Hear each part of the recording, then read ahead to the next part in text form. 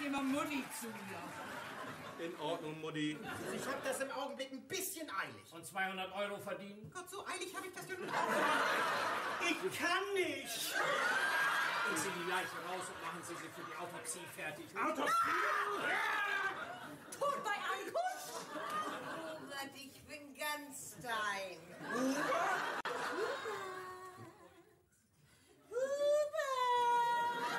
Das ist ein Irrenhaus hier.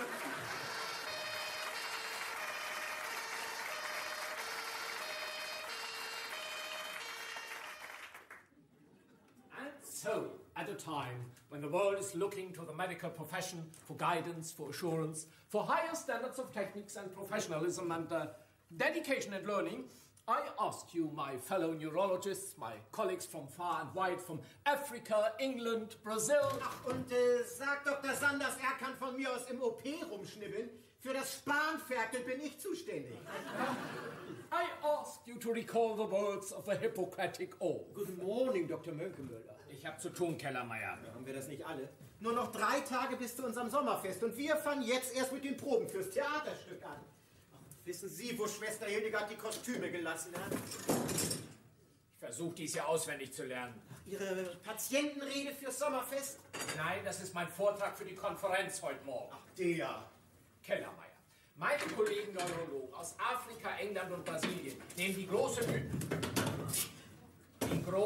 Mühe auf sich und machen die weite Reise nach Hamburg. Ja, Mühe und weite Reise. Ihr Afrika liegt in MacPom. England in Ostfriesland und Brasilien in Holstein. Hat Ihnen das keiner gesagt? Kellermeier! Mann, das war ein Witz. Naja, aber mal im Ernst. Die bezahlen keinen Cent und logieren eine Woche umsonst im Atlantikhotel. Also wirklich, Kellermeier. Wann sind Sie in einer Reihe? Um 12. Oh, haua. Nur noch eine Stunde bis High Noon. Ach, lassen Sie das, Kellermeier. Noch, sind Sie nervös? Ja. Man, keine Angst. Die 100 Neurologen da unten haben bestimmt genug Beruhigungsmittel bei sich. Nicht? Ach Mensch, da sind sie doch. Entschuldige, Ricos. Oh, Marie-Louise, meine Liebe. Aber ich brauche noch ein bisschen Kleingeld für die Parkuhr. Ich versuche noch an meiner Rede zu arbeiten. Ja, nicht so ungut, mein Schnurrchen, aber ich parke in der 2. Reihe. Oh, guten Morgen, Dr. Kellermeier. Morgen, Frau Mönkemöller. Na, sind Sie auch wegen dem Vortrag hier? Ja, aber sicher. Ich darf doch den großen Tag von meinem Mann nicht verpassen. Der große Tag von deinem Mann wird schief gehen, wenn ich meine Rede nicht kann. Drevermann wird mir den Kopf abreißen. Ja, ich höre den jetzt schon. Ne? Ich muss ja wohl nicht deutlich machen, wie wichtig diese Rede ist. Lassen Sie das, Kellermeier. Haben Sie ein bisschen Kleingeld dabei? Ja, gleich. Du bist ziemlich früh, Marie-Louise. Herr Drevermann hat gesagt, wir sollen die Delegierten begrüßen. Und er wartet auf dich in seinem Büro in 5 Minuten. Er will auch noch einen Blick auf deine Rede werfen. Zu und zu freundlich. Und dass du mit diesem Vortrag hier zum Oberarzt und Chefarzt aufsteigen kannst. Hat er das gesagt? Ja. Ich habe nicht gewagt, so weit zu denken. 50 Cent recht so. Ah, ja, danke. Ricos gibt Ihnen das zurück. Ja. Ricos Schatz, für den Fall, dass wir uns vorher nicht mehr sehen. Viel Glück. Dank dir, meine Liebe. I ask you... Ach, du wirst das wunderbar machen. Dank dir. I ask you... Bist du nervös? Ja. I ask you... Oh, Dr. Kellermeier, sehen wir uns später noch bei dem Vortrag? Nee.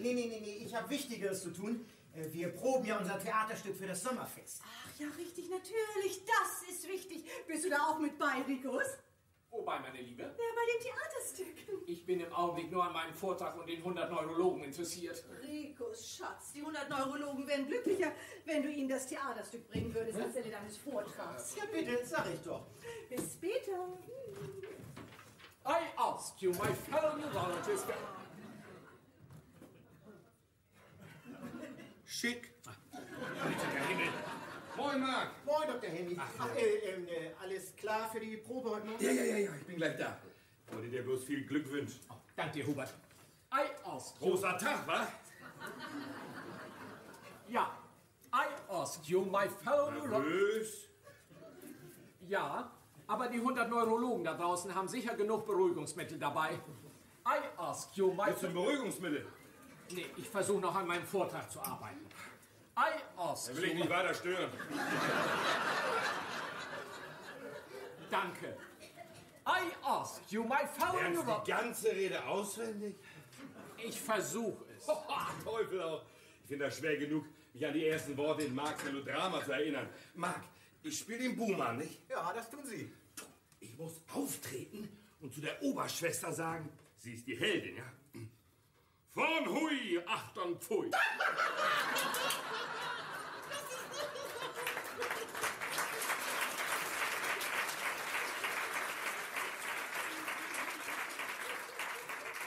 Sind Sie sicher, dass das ein großer Lacher wird? Bitte, das ist der Brüller. Da lacht kein Mensch. Entschuldigen Sie, meine Hier Herren. geht's ja zu Ihrem Taubenschlag. Oh, haben wir heute schlechte Laune? Oberschwester, dies hier ist das Ärztezimmer. Ja, das weiß ich. Ich wollte bloß den Weg abkürzen. Jemand, den wir kennen? Nackt und dröch fürs Sommerfest. Oh, gut. Ich werde Ihnen zur Hand gehen. Danke, Dr. Helmi. Wir lagern das bis dahin in der Leichenhalle, ne? Da ist im Augenblick keiner drin. Oberschwester, denken Sie daran, dass die Probe anfängt. Was für eine Probe. Dr. Kellermeyers Melodrama. Da habe ich keine Zeit für. Glauben Sie, Sie könnten das schaffen und in meinem Melodrama eine Leiche spielen? Also wirklich, Kellermeier. Ja, was denn? Ich habe ja vorgeschlagen, eine echte aus der Leichenhalle zu nehmen. Aber da ist im Moment keine drin. Jetzt nehmen Sie einfach Ihre Kostüme und machen Sie die Tür von draußen zu. Gott, Herr Doktor, nun sind Sie mal nicht so streng.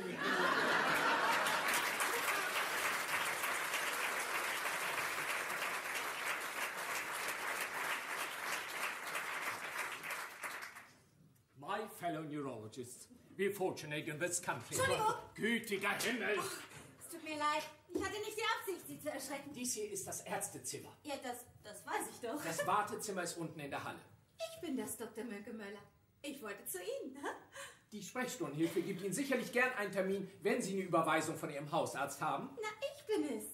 Elfi. Elfi? Na, Gütiger Himmel! Schwester Elfi! ist ganz schön lange her, was? Über 18 Jahre. Oh, Sie sehen nicht einen Tag älter aus. Darum haben Sie mich auch gleich wiedererkannt, ne? Wenigstens nicht mehr als einen Tag. Und Sie waren immer die Hübscheste auf der Station. Ach, das haben Sie doch zu allen Krankenschwestern gesagt. Unsinn, Sie waren die Hübscheste und, soweit es mich anging, auch die tüchtigste. Soweit es Sie anging, war ich zumindest die Ihnen am nächsten gekommen ist, was? Was wir getan haben, habe ich nicht mit allen Krankenschwestern getan. Bloß mit ein paar. Oh, Frau Harder, Elfi. Ach, das sieht hier genauso aus wie früher. Soweit ich mich erinnere, waren Sie sehr willig. Naja, das war ja auch wunderbar, romantisch und unanständig. Wie wir beide uns da im Schleusenzimmer zum Operationssaal auf dem Fußboden rumgewälzt haben, ne? Sie nach all den Jahren wiederzusehen, wunderbar. Nur leider habe ich heute Morgen keine Zeit. Ich muss diesen Vortrag halten. Ich hätte es Ihnen vor 18 Jahren schon sagen sollen. Was? Haben Sie sich niemals gefragt, warum ich das Krankenhaus so bumsbatz verlassen habe? Ohne auf Wiedersehen zu sagen. Ja, soweit ich mich erinnern kann, ist mir das ziemlich plötzlich vorgekommen. Ich hatte was unterm Kittel. Gütiger Himmel. Haben Sie was geklaut? Ich habe das Krankenhaus verlassen, um ein Baby zu kriegen. Oh, andere Frauen kommen dafür ins Krankenhaus. Ja. Ein Baby? Ja. Sie haben ein Baby? Wir haben ein Baby. Nee. Ja. Wir haben ein Baby? Ich habe gewusst, dass Sie sich freuen. Das darf niemand erfahren. Oh, ich glaube, das ist ein bisschen zu spät. Ich bin verheiratet. Ja, das waren Sie damals auch schon. Meine Frau darf es nicht erfahren. Die ist entscheidend. Also da hätten Sie vor 18 Jahren drüber nachdenken sollen. Oh, darf ich mich hinsetzen? Bitte schön. Danke. Tut mir leid. Ich hätte Ihnen das damals beinahe gesagt. Dann habe ich mir gedacht, es ist ja nicht nötig, dass ich Ihr Leben vermurkse. Sie wollten sich doch spezialisieren. Es gibt einen Skandal. Meine Karriere steht auf dem Spiel. Hören Sie doch auf. So ist es heutzutage doch wirklich kein Skandal mehr. Und warum haben Sie jetzt plötzlich beschlossen, es mir zu erzählen? Na, wegen Lennart. Lennart? So heißt unser Sohn. Unser Baby ist ein kleiner Junge? Oh, ist ein ganz schön großer Junge. Ja, natürlich. Ich habe Lennart immer gesagt, dass der Name seines Vaters Hader ist. Und dass ich Frau Hader bin. Gut. Und dass sein Vater gestorben ist, als Lennart noch ein kleines Baby war, vor 17 Jahren. Großartig. Beim Klettern auf dem Watzmann. Watzmann? Jo, ich habe mir gedacht, das ist ganz gut für einen kleinen Jungen, wenn er in seinem Vater so eine Art romantischer Held sieht. Fein. Gestern habe ich ihm die Wahrheit gesagt. Bitte.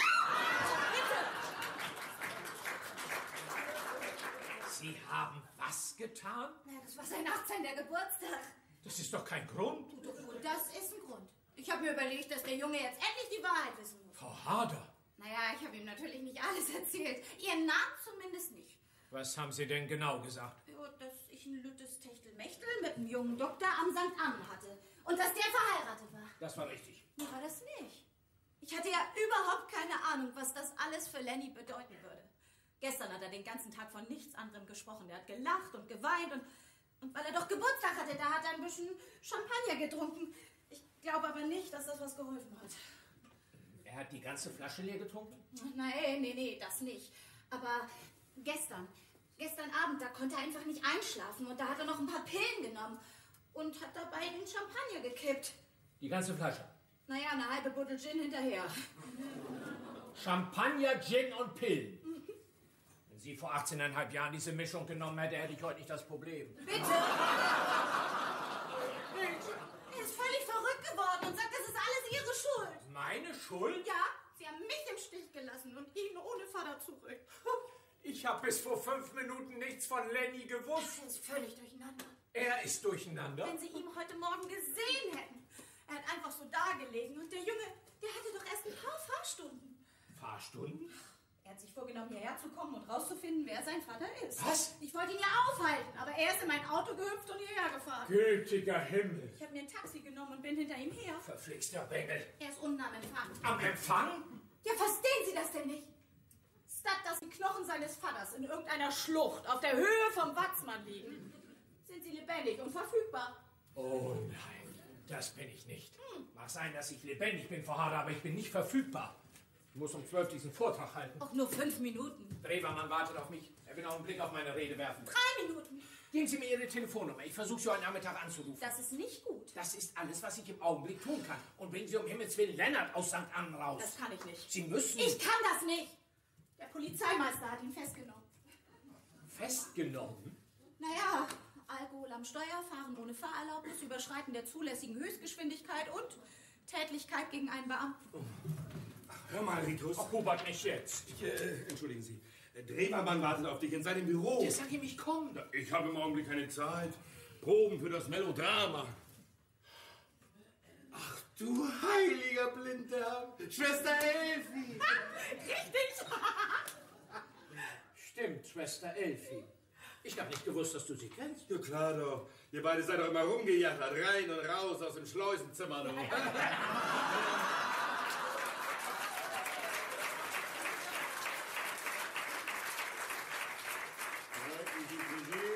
freue mich auch, Dr. Helmi. Sie sehen ja großartig Ach, aus. danke schön.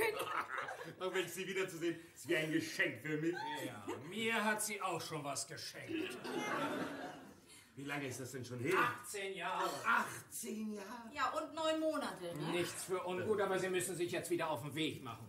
Und vergessen Sie nicht, Ihr kleines Bündel mitzunehmen. Mein was? Ich wette, Sie sind nun verheiratet, was? Ja, aber Ihr Mann ist tot. Liebe Zeit. Ja, sie hat mir gerade erzählt, dass Ihr Mann beim Klettern auf dem Watzmann abgestürzt ist. Das tut mir leid. Wann ist denn das passiert? Auch vor langer, langer Zeit. Ach so, ja, naja, dann. Tja, haben Sie Kinder? Nein, hat sie nicht. Keine Kinder und absolut keinen Sohn. Überhaupt keine Familie. Sie hat ein elendes Leben. Mir sind die Tränen gekommen. Oh je. Hubert, du kommst zu spät zu deiner Probe, hau ab.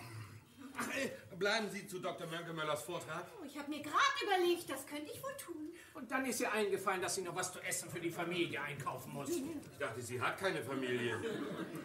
Sie hat viele gute Freunde, die sind ihre Familie. Und tschüss.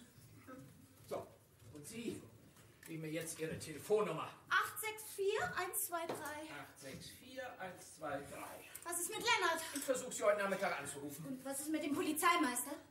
Was weiß er bis jetzt? Naja, nichts über Sie. Lennart hat nur gesagt, dass sein Vater hier Doktor in St. Ann ist. Gut. Ja, der Polizeimeister hat gesagt, das ist ihm scheißegal, wer sein Vater ist. Er will Lennart mitnehmen auf die Polizeiwache und einen Promilletest machen. Großartig. Lennart hat gesagt, er hat ein Recht darauf, dass sein Vater mitkommt. Verdammter Klugscheißer. Ja, der Polizeimeister hat mich hergeschickt. Ich soll gucken, ob Sie verfügbar sind. Nein, bin ich nicht. Wenn er nicht freiwillig mit zur Polizeiwache kommt, wird er festgenommen. Sagen Sie das Ihrem Lennart. Aber Oh, die Cargo ist gefüttert. gefüttert. Oh, Frau Lehnhardt, freut mich, dass Sie gekommen sind, Frau Lehnhardt, ja.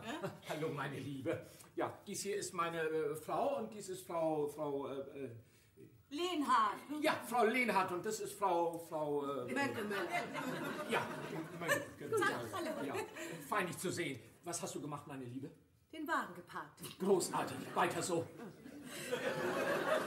Arbeiten Sie hier, Frau Lehnhardt? Nee, sie ist zu Besuch. Ja, sie besucht ihren Mann, Herrn...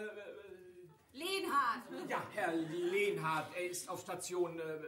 B. Station B, ja, ist es nicht so, Frau Lehnhardt? Ja. Station B, so ist das Ja, wohl. Ne? auf jeden Fall war sie in Gang, als sie plötzlich Herzrasen kriegte. Nee, ich meine natürlich, sie war draußen auf dem Gang, als sie Herzrasen. Ich weiß, was du meinst, Rico. Nichts, worüber Sie sich Sorgen machen müssen. Also ich mache mir immer weniger Sorgen. Gut. Rikus, als du heute Morgen aus dem Haus gegangen bist, warst du nicht so nervös. Nee, das hat mich eben erst getroffen. Oh, Sie scheinen sich gut erholt zu haben. Ich bringe Sie zum Aufzug. Ja, und was ist mit dem Polizeimeister? Der Polizeimeister? Ja. Sagen Sie dem Polizeimeister, was auch immer er von Ihrem Mann will. Herr Lehnhardt ist dazu absolut nicht in der Lage. Aber... Frau Lehnhardt verlangt eine zweite Meinung über den Zustand von Ihrem Mann. Sie hat jedes Vertrauen in den Arzt hier verloren. Wer ist das denn? Bitte was? Wer ist denn der Doktor von Ihrem Mann? Dr. Helmi. Hubert? Ja, Hubert. Oh, Sie können ganz beruhigt sein. Dr. Helmi versteht sein Handwerk. Rikus, kümmere du dich um deine Rede. Ich bringe in der Zwischenzeit Frau Lehnhardt zurück auf Station B. Das ist keine gute Idee. Da reden wir dann ein Wörtchen mit Dr. Helmi. Sie hat jedes Vertrauen in ihn verloren. Das ist doch dummes Zeug. Hubert ist ein sehr guter Arzt. Das ist ein Schafskopf, dieser Hubert. Hat mich jemand gerufen? Hubert? Ach, Frau Möncke-Möller, moin. Hubert, wir haben zu tun. Ja. Ich suche einen schwarzen Hut für den Buhmann. Ach, kommen Sie doch bitte Dankeschön. her. Sie sind auch hier. Oh ja. Ist ja fein. Ja. Sie macht sich Sorgen um ihren Mann. Ja, das glaube ich gerne. Das tun wir alle. Sein Name ist Lehnhardt. Lena, wirklich? Er liegt auf Station B. Wer? Frau Lehnhardts Mann. Frau Lehnhardts Mann ist tot. Oh mein Gott!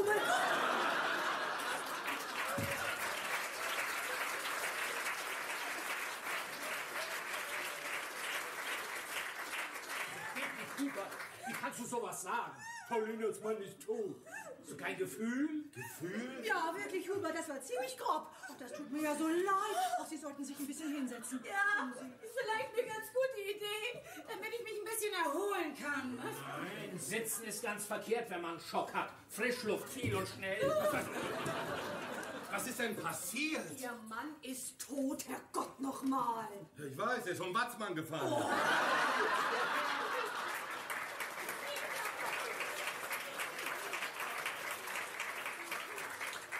Wie um alles in der Welt ist er denn dahin gekommen? Hochgeklettert? Aber vor 5 Minuten war er noch hier in St. Ann.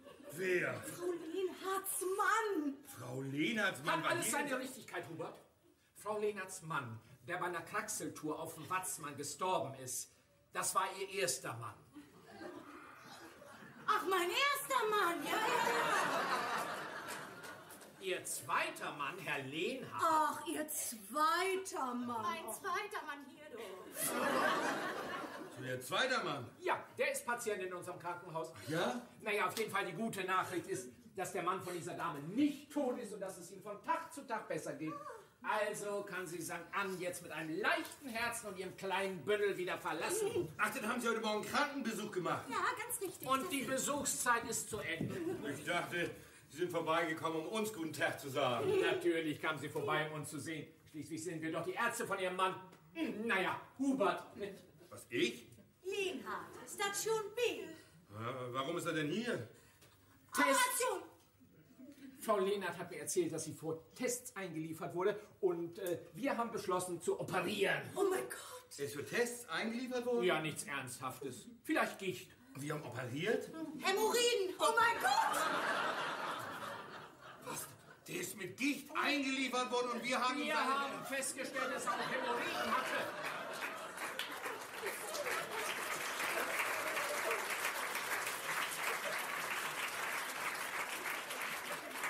Jetzt hör auf, so ein Theater zu machen. Das tut mir so Dr. Helmi. Frau Hader. Oh, ich glaube, das ist für mich. Ja, einen Augenblick.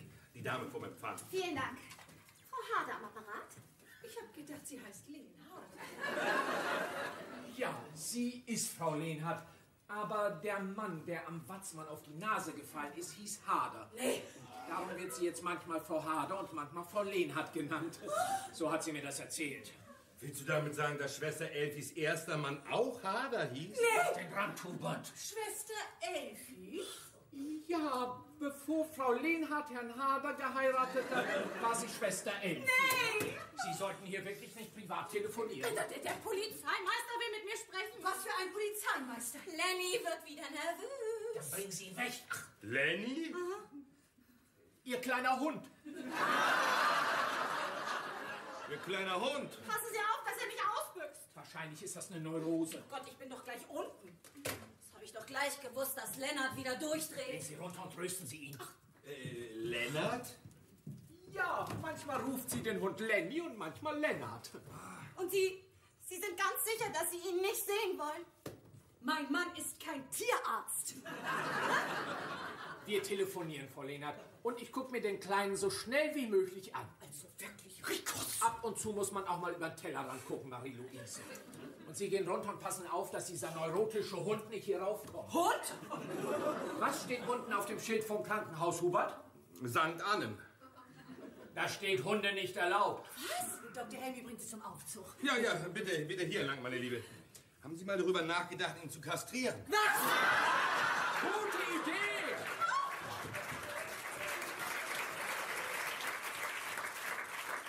Und bringen Sie bloß zum Aufzug. Nicht mit runtergehen. Der neurotische Hund ist tückisch. Was für eine über die Maßen sonderbare Frau. Ja, man sollte doch annehmen, sie macht sich mehr Sorgen um ihren kranken Mann als um diesen elenden Hund. Dr. Mönke-Möller, Herr Drewermann lässt ausrichten, dass er ganz schön wütend ist. Wir sind unterwegs. Ach, Oberschwester, was wissen Sie über einen Herrn Lehnhardt? Lehnhardt? Wir glauben, er liegt auf Station B. Darum müssen wir uns nicht kümmern, Marie-Louise. Lehnhardt? Nee, da klingelt nichts bei mir. Ach, können Sie nicht mal nachgucken? Er ist mit Gicht gekommen und wegen Hämorrhoiden operiert worden. Er kam wegen... Gicht. Und operiert haben wegen... Seine Hämorrhoiden. Jetzt komm. Was ist denn, Rikus? Das hast du doch... Ach, Oberschwester, können Sie nicht doch für 5 Minuten auf die Probe kommen? Nee, Herr Dr. Kellermeier, dafür habe ich keine Zeit. Hey, warten Sie! Was denn? Wissen Sie was über einen Herrn Lehnhardt? Lehnhardt? Ja, Patient Station B. Nee, kommt mir nicht bekannt vor. Dr. Mönke-Möller will ihn sehen. Weswegen ist Herr Lehnhardt denn hier? Ja, das weiß ich auch nicht. Gicht oder Hämorrhoiden, suchen Sie sich was aus. Naja, ich werde mal gucken, was ich rausfinden kann nach der Probe. Oh. Ich will jetzt mal noch meine Rede liegen lassen. Danke, Möller. Schwester Elfi, Sie sind immer noch da? Was soll das heißen, als Sie runterkamen, war Lennart weg? Weggegangen, um Sie zu suchen? Wie ist er dem Polizeimeister durch die Lappen gegangen? Hat ihn wohin getreten? Gütiger Himmel. Nee, er ist nicht raufgekommen. Ist dies das Ärztezimmer? Den letzten Satz nehme ich zurück. Ja, das ist das Ärztezimmer und es ist nur für Ärzte. Ja, ich bin noch hier und Sie bleiben da und sorgen Sie dafür, dass Ihr Freund auch da bleibt. Ich suche meine Mutter. Ihre Mutter? Ja, sie ist eben hier raufgekommen, um mit einem von den Ärzten zu reden. Ah ja, als ich hier reinkam, ist hier gerade eine Dame rausgegangen. Wahrscheinlich ist sie mit dem Aufzug runtergefahren, als Sie die Treppe hochgekommen sind. Sind Sie einer von den Ärzten hier? Bitte was? Sind Sie ein Doktor? Nee. Nee, ich bin kein Doktor. Ich bin ein Patient. Ein Patient? Ja, ein Patient, der sich hier erholt. Von Gicht und Hämorrhoiden. Wen Sie Ihre Mutter suchen? Verdammter Scheißkerl! Schon was sucht Sie, junger Mann? Er ist ein verdammter Scheißkerl. Wer ist ein verdammter Scheißkerl? Na, mein verdammter Vater. Oh nee, das ist er nicht. Am liebsten würde ich ihn ein von Latz geben. Nee, das würden Sie nicht tun. Ich bleib hier, bis ich jeden Doktor hier im Krankenhaus gesehen habe. Besprechen Sie das mit Ihrer Mutter. Mir ist schlecht. Wenn Sie sich krank fühlen, ist es viel besser, wenn Sie bei Ihrer Mutter sind. Zuerst will ich meinen Vater sehen. Lassen Sie mich los! Reißen Sie sich zusammen! Entschuldigen Sie, ich wollte bloß... Mir ist schlecht. Oh.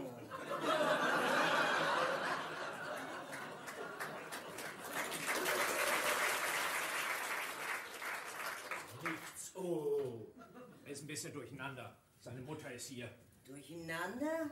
Ja, seine Mutter ist hier. Auf welcher Station? Ich krieg das schon raus. Können Sie mir helfen? Ich suche meinen Vater. Auf welcher Station liegt er? Ich kümmere mich darum, Oberschwester. Gehen Sie einfach wieder an die Arbeit.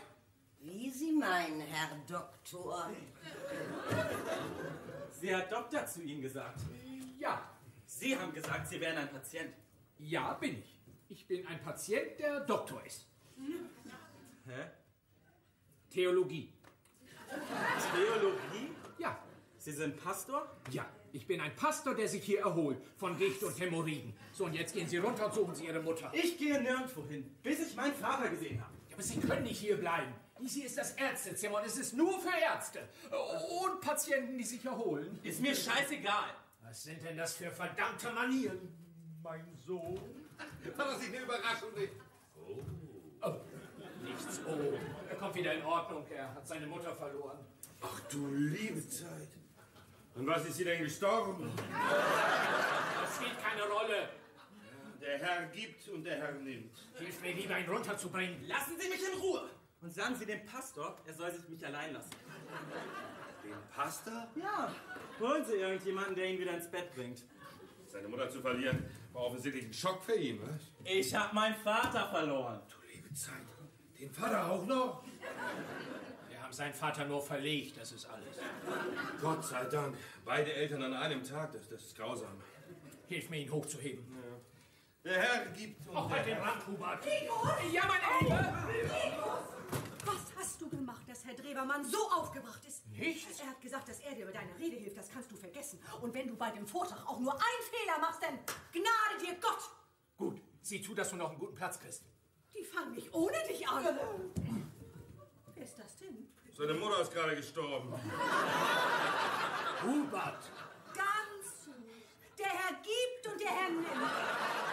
Marie-Louise! Ich will meinen Vater sehen. Ach, Schluss damit! Um Himmels Willen! Mein Vater ist hier irgendwo. Ich weiß das. Oh, ja. Sie müssen Ihren Vati nun trösten. Marie-Louise, überlass uns das. Ich meine, überlass das dem Arzt hier. War sie eine Patientin? Wer? Die Mutter von dem Jungen. Nee. Nee, sie war TBA. Ach du liebe Zeit. TBA. Ja, die... TBA, das heißt... Tod bei Ankunft? An was ist sie denn gestorben? Sie ist am Rödingsmarkt vom 34er Bus getroffen worden. Oh, mir ist schlecht. Verdammter Mist. Und der Herr gibt und der Herr nimmt. Ja, das hilft Ihnen nur auch nichts. Ab ins Bad mit Ja. ihm. Marie-Louise, ich muss darauf bestehen, dass du diese Sachen dem Krankenhauspersonal überlässt. Dr. Helmi? Dr. Helmi? Wir warten auf Sie mit der Probe. Seine Mutter ist gerade gestorben. Das tut mir leid, das zu hören, Dr. Helmi. Kellermeier! Sie muss ein gutes und langes Leben gehabt haben. Seine Mutter. Sie kam BAT. BAT? Na, eigentlich TBA. Marc, bitte helfen Sie mir, ihn ins Bad zu bringen, ja? Bringt ihn auf irgendeine Station. Sei nicht albern. Ab ins Bad mit ihm. Ja, muss ich übergeben. Ich will zu meiner Mutti. Oh, ganz ruhig. Die ist nur in besseren Händen. Sie ist nach unten gegangen. Nee. Ich bin mir sicher, sie ist dorthin. Nein, ist sie nicht. Der Pastor hat gesagt, sie ist nach unten gegangen. Kann ein Pastor bloß sowas sagen? Naja, wahrscheinlich ist die Mutter in der Leichenhalle. Ja, der Junge braucht nur seinen Vater hier. Nee, braucht er nicht. Doch, brauche ich. Moment. Ist Ihr Vati hier irgendwo im Krankenhaus? Ja, Mutti war eben hier oben, um mit ihm zu reden. Mit ihm zu reden. Mit ihm zu reden? Mit ihm zu reden? Ja, das war bevor sie abberufen wurde. Bevor sie abgerufen wurde. Ich denke, sie war TBA. Ja, Aber dank Mund-zu-Mund-Beatmung kam sie so lange wieder zu sich, dass sie ein paar Worte sagen konnte und dann ist sie wieder für immer. Was flüstern Sie da? Alles in Ordnung. Ihre Mutter hat noch ein paar Worte zu ihrem Vater gesagt. Und dann ist sie sanft und ruhig eingeschlafen. Mutti redet mit Fadi und ist eingeschlafen? Sanft und ruhig. Der verdammte Scheißkerl hat Mutti umgebracht. Was Sutchen? Nee. Das war der 34er Bus. Er hat Mutti mit dem 34er Bus umgebracht? Das war ein Unfall. Irgendein verdammter Unfall. Das Mörder. Das reicht. Komm. Die Oberschwester soll eine Spritze mit Lagactil aufziehen. Lagactil. 50 Milligramm. Nee, besser 100. Und sie ratzfatz hierher bringen, ja? Mir ist schlecht. Ja, dann komm. 18 Jahre war sie Luft für ihn. Und dann überfährt er sie mit dem Bus? Dein Vater war da nicht an Schuld. Oh, wahrscheinlich will er mich auch noch umbringen. Oh, ich werde ihn mir vornehmen. Das reicht. Komm, wir gehen. Passen Sie auf, dass er da drin bleibt. Und reden Sie nicht mit ihm. Setzen Sie sich einfach auf ihn rauf. Behandeln Sie so Schockpatienten. Wo zum Teufel hat er den Bus hergekriegt? Und ab ins Bad. Hallo? Schwester Elfi? Was, der Polizeimeister kommt hier rauf? Sie sollten ihn doch da unten beschäftigen. Nein, Sie bleiben da. Dr. Mönke-Möller, Ihre Frau hat gesagt, ich soll eine Spritze für einen neurotischen jungen Mann zurechtmachen. Ganz recht. Das ist ganz und gar gegen die Vorschrift. Bis jetzt habe ich noch keine Versicherungskarte oder irgendetwas anderes von ihm gesehen. Tun Sie einfach, was Ihnen gesagt wird. Ist da drin mit Dr. Kellermeier. Er übergibt sich gerade. Meinen Sie nicht, dass 100 Milligramm ein bisschen zu viel sind? 100 Milligramm werden ihn nicht umbringen. Er hat einen Schock, wissen Sie. Obert, die Oberschwester braucht keine Diagnose. Seine Mutter kam TBA. TB. Angefahren vom 34er Bus. Jetzt geben Sie ihm schon die Spritze. Und, wenn noch was übrig ist, steckt den Rest in Oberschwester Ingeborg. Entschuldigen Sie. Oh, einen wunderschönen guten Tag, Herr Polizeimeister. Dr. Rikus Mönke-Möller, was kann ich für Sie tun? Ja, ich bin hinter einem jungen Kerl her. Ah ja. Ein bestimmter junger Kerl oder tut's irgendeiner? Ein bestimmter junger Kerl, so um und bei 18 Jahre, mittlere Statur, dunkle blonde Haare. Oh. Der Junge erzählt irgendeine vertrackte Geschichte, dass sein Vater hier einer von den Ärzten ist. Nicht zu glauben. Doch, seine Mutter ist auch unten am Empfang. Nicht zu glauben. Doch.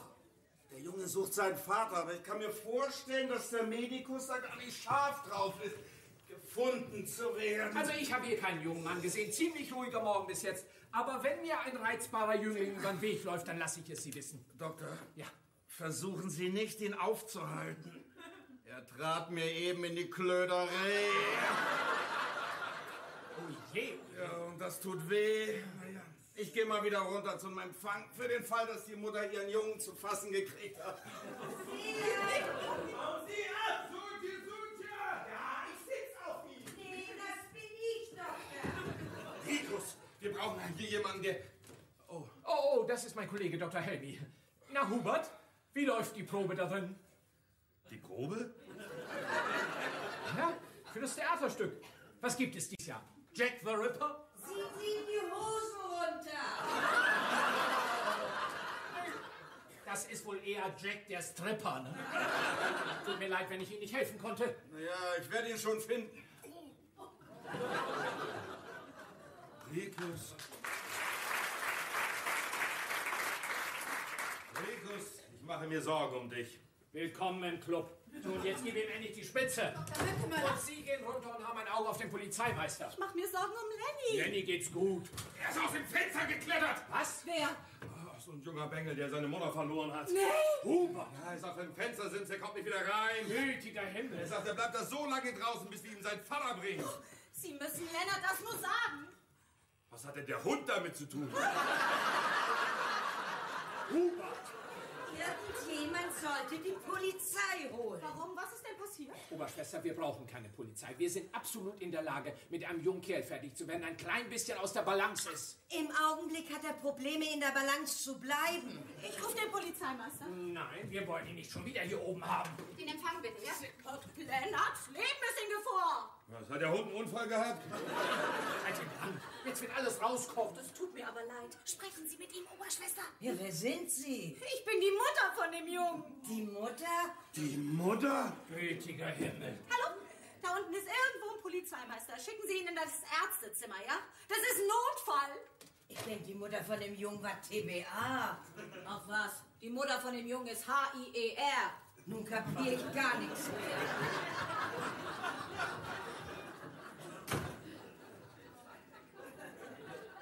Frau Hader ist die Mutter von diesem jungen Bengel? Hubert, ich denke, es ist an der Zeit, Für was? dir etwas anzuvertrauen. So, was denn? Es geht um Schwester Elfi. Ja, Frau Lehnhardt. Unterbrich mich nicht. Hör einfach nur zu. Also, Schwester Elfi ist die Mutter von dem Jungen. Du hast doch gesagt, sie hat keine Familie. Das war eine kleine Notlüge. Er ist ihr illegitimer Sohn. Illegitimer Sohn? Ja, sie war nie verheiratet. So, was ist mit dem Mann, der vom Watzmann gefallen ist? Unsinn. Ja, und der zweite Mann, Herr Lehnhardt, mit seinen Gicht und Hämorrhoiden. Unsinn. Der Bengel ist das Resultat von einer Affäre zwischen Schwester Elfi und einem jungen Arzt hier im Krankenhaus vor 19 Jahren. Du liebe Zeit. Das überrascht dich, nicht wahr? Ja, sicher. Dann halte ich besser gut fest. Der Vater von dem Bengel bist du.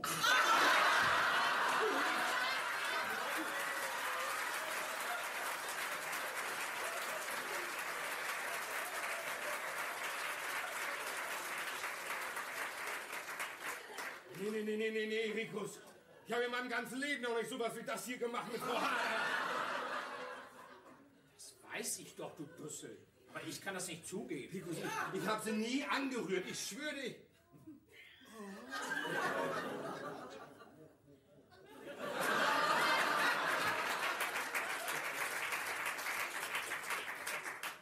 Ach, du warst es.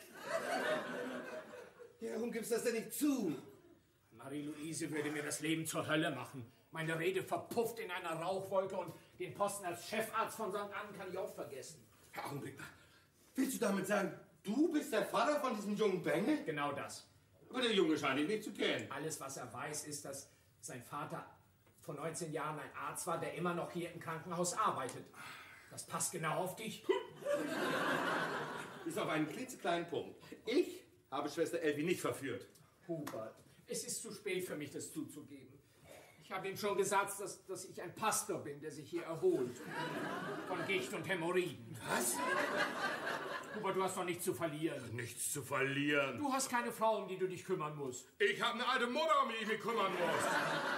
Alles, was du tun musst, ist dich als dein lang vermisster Vater vorstellen und mit ihm zur Polizeiwache gehen. Zur Polizeiwache? Ja, das sind ein paar kleine Formalitäten. Geht um ein paar Verkehrsdelikte. Ach du liebe Zeit. Sobald ich mit meinem Vortrag fertig bin, sag ich Lennart die Wahrheit.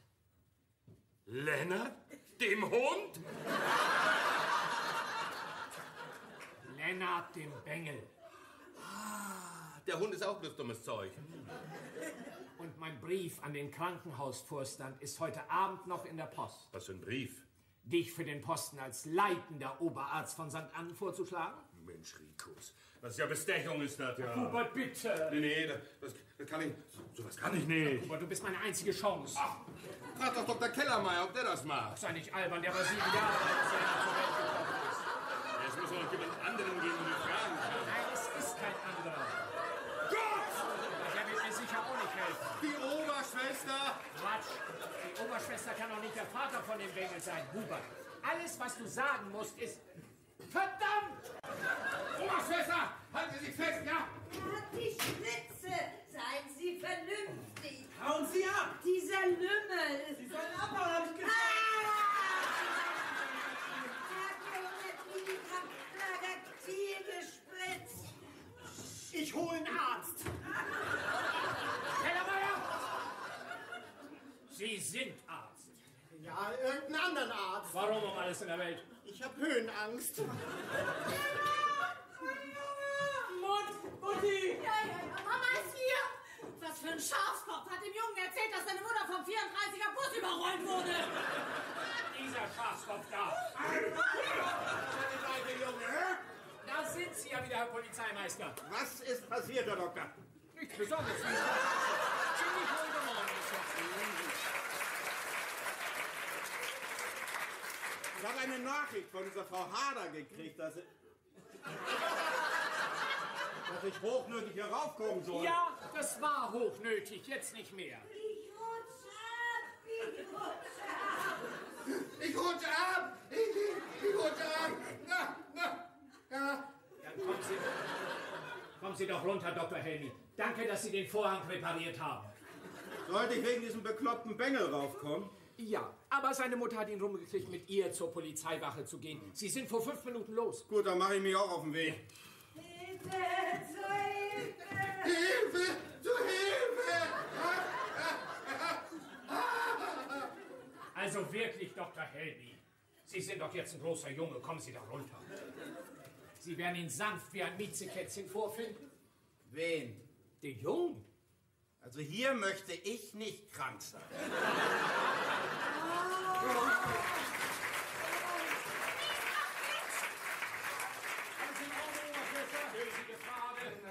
Also schön festhalten, ja, schön festhalten. Ja, versuch es. Nicht runtergucken! Robert, geh eine Etage runter und versuch, ob du die Oberschwester von unten greifen kannst. Ja, gut. Von unten greifen? Geh nur mal zu. Lennart, halt dich schön fest! Oberschwester, versuchen Sie, ob Sie das Fenster in der Etage unter sich eintreten können, ja? Mir wird schwindelig. Ich werde allmählich müde. Nein, nicht rauslassen. Wach bleiben, Lennart, wach bleiben, Oberschwester. Wo bleibt Hubert, dieser Schafskopf? Die Schwestern haben Herrn Lehnhardt gefunden. Herrn Lehnhardt? Ja, der war nicht auf Station B, der war auf Station C. Was?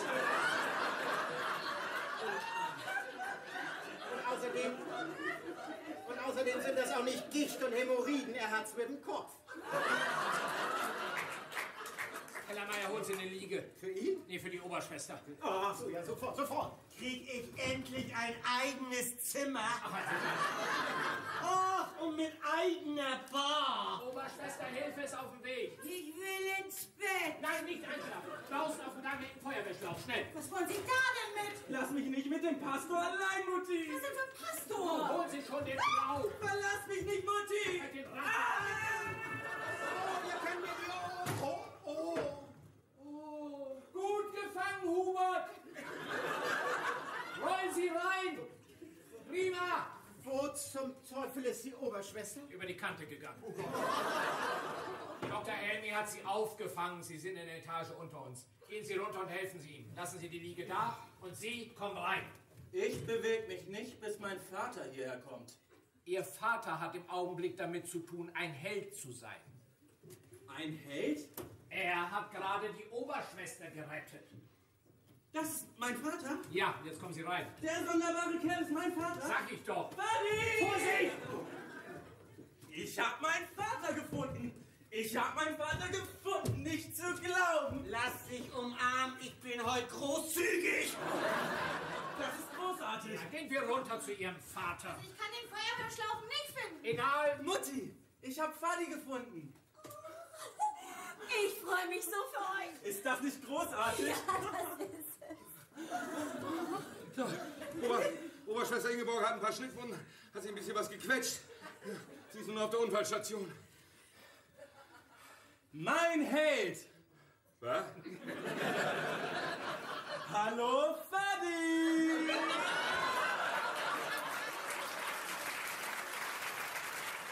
Donnerlittchen, ist in meinem neuen Zimmer immer so viel los. Irgendwie habe ich gewusst, dass er Courage hat. Wer? Na, mein Fadi. Fadi? Dr. Helmy? Ich mag den Namen. Helmi. Mein Helmi Fadi. Was zum Teufel haben Sie ihm gesagt? Dass Dr. Helmy mir gesagt hat, dass er Lennarts lang vermisster Vater ist. Und wir fühlen uns großartig, nicht, Fadi? Ja, ganz großartig. Jetzt aber los mit euch, der Polizeimeister wartet. Warum zum Teufel sagen Sie nichts? Ich hab nichts zu sagen, gnädige Frau. Halten Sie den Rand. Hubert, sagen Sie was. Hubert, Mein Vati heißt Hubert. Ich heiße Willi. Dr. Hubert Helmi. Wir müssen so viel übereinander zu wissen kriegen, nicht? Ja. Hubert, ich kann nicht erlauben, Doch, dass Sie die ganze... Können Sie nicht sehen, wie glücklich der Junge ist? Glücklich? Glücklich ist gar kein Ausdruck. Und Sie wollen doch, dass er glücklich ist, nicht wahr? Jetzt gucken Sie sich das glückliche Paar doch an. Hallo? Hallo. Ach, halten Sie dran. Empfang? Ja, bestellen Sie bitte Stante P. ein Taxi für Dr. Helmi. Oh, und wenn Sie kein Taxi kriegen, nehmen Sie einen Krankenwagen. Ich möchte so viel über die Familie wissen, Vati. Ich habe einen ganzen Satz neue Großeltern, nicht? Tja, haben Sie, und Ihr Vati wird Ihnen alles über Sie erzählen. Jetzt aber los, Hubert. Ich will, dass ihr beide wisst, dass es mir nun richtig gut geht. Ich bin wirklich, wahrhaftig über die Maßen glücklich. Wir sind alle glücklich. Ich bin nicht glücklich. Ich will dieses Zimmer nicht mit Jan und alle Mann teilen. Was um alles in der Welt ist hier los? Nichts Besonderes. Ziemlich ruhiger Morgen. Bis jetzt.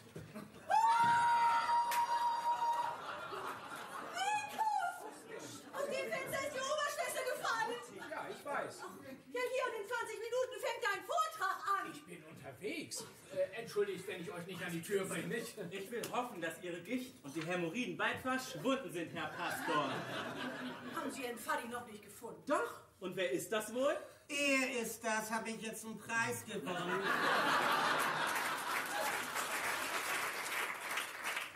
Moment. Dr. Helmi ist Ihr Vati? Das sieht man doch. Gucken Sie es doch mal an.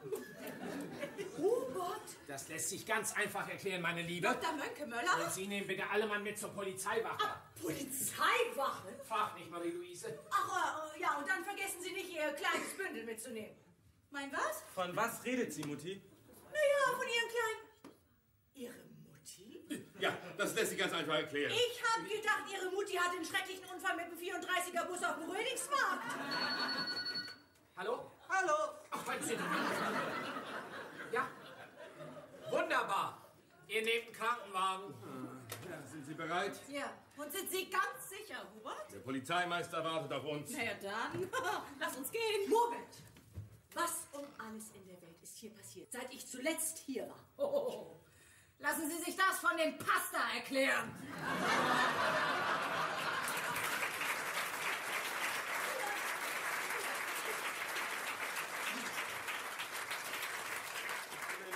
Nee. Fragen Sie nicht mich. Fragen Sie den Pastor. Da ist bloß eine Sache, die ich nicht verstehe. Der 34er Bus fährt nicht über den Rödingsmarkt.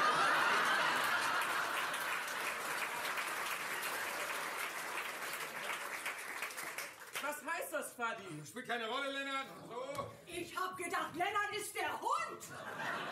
Dummes Zeug. Lustig, der Bengel hat den gleichen Namen wie ich. Lenhard. Ja, lasst uns gehen, Marie-Louise. Ja, das ist ja fürchterlich. Moment.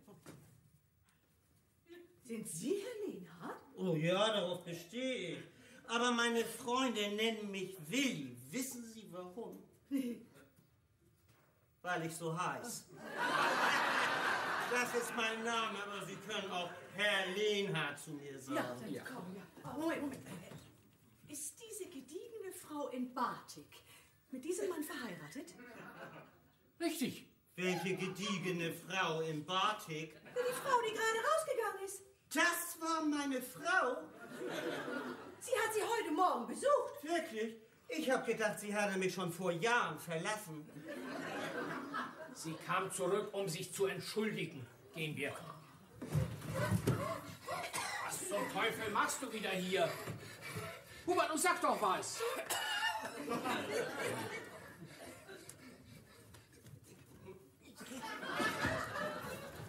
Ist das eine schlechte Nachricht? Geht es um deinen Sohn?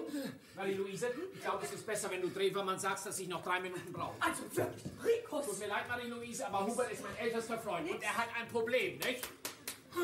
Und Huberts Probleme sind nur für meine Ohren, du weißt schon, ärztliche Schweigepflicht. Rikus, die Delegierten warten auf dich. Ich weiß. Ja, was zum Teufel soll ich Drewermann sagen? Sagen Sie ihm, die Russen kommen.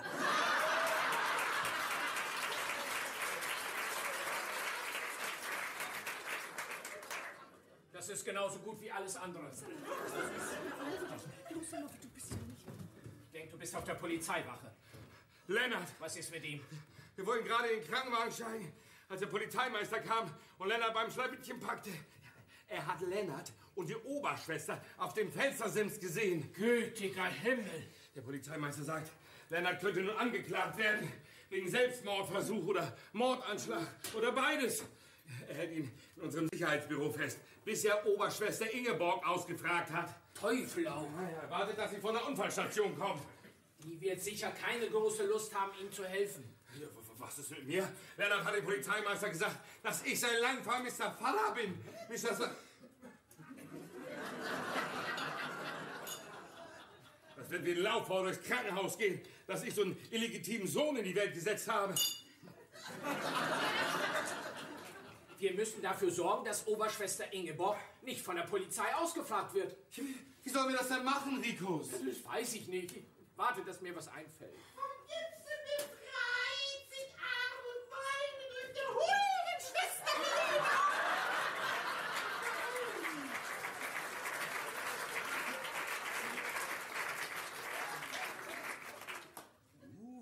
Wer ist das denn? Kellermeier! Und nun lassen Sie uns endlich mit der Probe anfangen. Diese Sache, die Sache mit der Oberschwester passt mir überhaupt nicht in den Kram. Ja, sie soll doch in meinem Melodrama die Heldin spielen und jetzt muss ich für sie einspringen. Ich glaube, ich habe da eine Idee. Oh, nee, Rikus. Das ist nicht meine Frau, oder? Nee, Ja, und eine Leiche brauche ich auch noch. Sie können ihn in 2 Minuten haben. Geht ihm das so schlecht, das wäre ja fein. Kellermeier, alter Freund. Ja, Herr Doktor. Wollen Sie Dr. Helmi einen gewaltig großen Gefallen tun Also ich habe das im Augenblick ein bisschen eilig. und 200 € verdienen? Gott, so eilig habe ich das ja nun Rikus, das geht nicht. Robert, das ist unsere einzige Chance. Kellermeier, wissen Sie, wo Sie einen Oberschwesternkittel auftreiben können? Oberschwester. Ja, ich denke in der Waschküche. Großartig. Was wollen Sie denn mit dem Oberschwesternkittel? Nichts. Der ist für Sie. Sie sollen die Oberschwester spielen. Was denn, in meinem Melodrama? Nein, hier im Ärztezimmer. Und dafür geben Sie mir 200 €. Richtig. Wir sehen uns in der Waschküche. Gott, ich bin jung und brauche das Geld.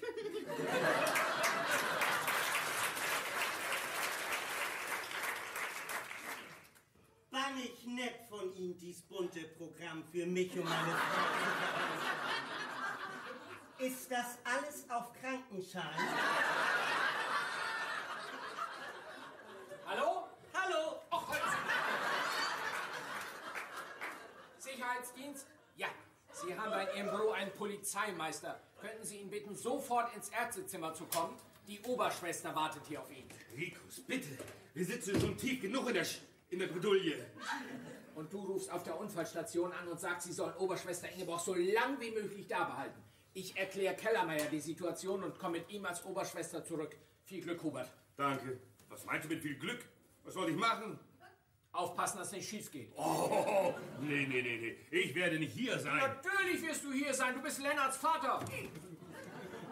Wenn Kellermeier sagt, er war auf dem Fenstersims, um ein bisschen Spaß zu haben, stimme ihm zu. Mensch, Kellermeier als Oberschwester. Das Genau. ist doch... Rikus, du kommst...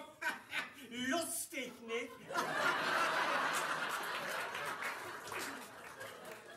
Der Tag fängt ja gut an. Und dann mal los. Hallo? Hallo? Unfallstation? Ja, hier ist Dr. Helmi.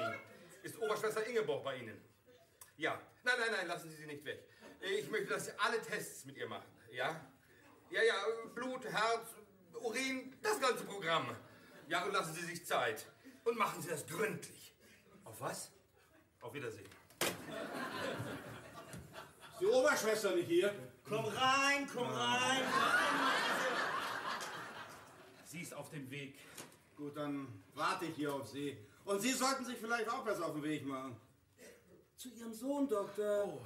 Das ist eine ernste Sache, in die Ihr Bengel da steckt. Ich bin sicher, das ist alles bloß ein Missverständnis. Wir werden sehen, was die Oberschwester zu sagen hat. Bitte setzen Sie... Naja, wegen der Oberschwester machen Sie sich mal keine Sorgen. Nee, die wird wird schon wieder. Bitte? Herr Lehnhardt, einer von unseren Dauerpatienten. Wollen Sie nicht wieder zurück auf Ihre Station gehen, Herr Lehnhardt? Nee, mir ist dies Zimmer lieber. Das Problem ist bloß, meine Frau ist unvermutet aufgetaucht. Ist sie das? Ja, und ob Sie das jetzt glauben oder nicht, hier ist kein Bett für uns. Ja, ja, wir bringen das in Ordnung, Herr Lehnhardt. Sie ist eben mit Ihnen weggegangen. Wer? Oh, Sie sind so dumm, diese Doktors. Meine Frau, Sie haben meine Frau eben damit rausgenommen. Ihre Frau? Oh, natürlich, Frau Lehnhardt. Ist ja dumm. Sie können sie wieder raufschicken, wenn sie fertig ist. Entschuldigen Sie, Herr Doktor, ist die Dame, die da unten wartet, mit diesem Herrn hier verheiratet? Ich bin mir nicht ganz sicher, aber ich glaube schon, ja. Ich habe gedacht, weil Sie und die Dame doch die Eltern von dem Jungen sind. Ich meine, Sie sind doch der Vater von dem Jungen, oder? Ich wäre mir nicht ganz sicher, aber ich bin das. Ah, dann ist er der Stiefvater von dem Bengel. Ach ja, das auch noch. Ja, muss wohl. Junge, da hat aber noch eine schmucke Frau abgekriegt. Oh ja, das hat er. Das haben Sie gut gemacht. Ich habe mit 13 hinterm Tresen angefangen.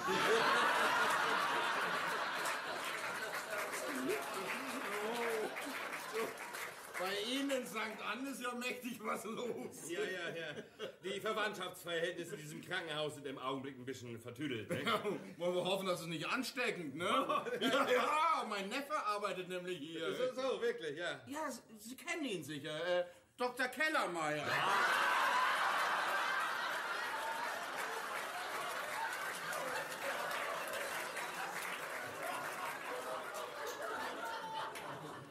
Dr. Kellermeier? Ist Ihr Neffe? Ja, ist der Sohn von meinem Bruder. Ganz verrückter Kerl. Für jeden Blödsinn zu haben.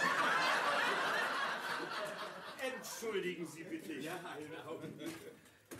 Dr. Mönckeberger ins Ärztezimmer. Notfall! Was ist passiert?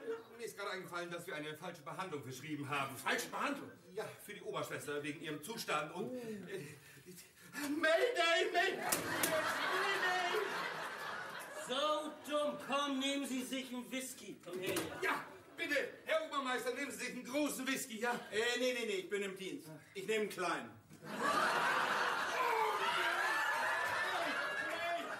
Nee, was doch nicht?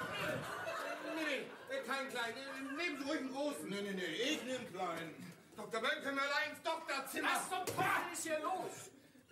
Wir haben eine falsche Behandlung verschrieben. Eine falsche...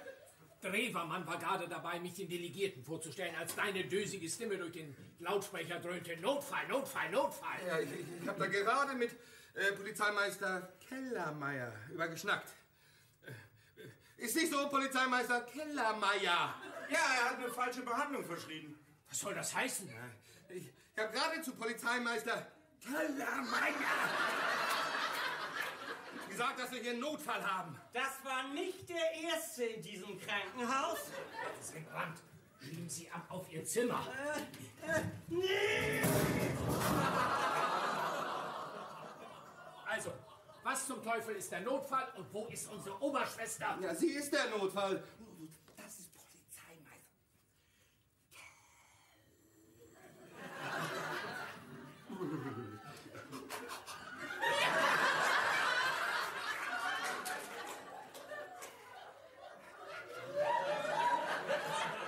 Was ist los mit dir, Hubert?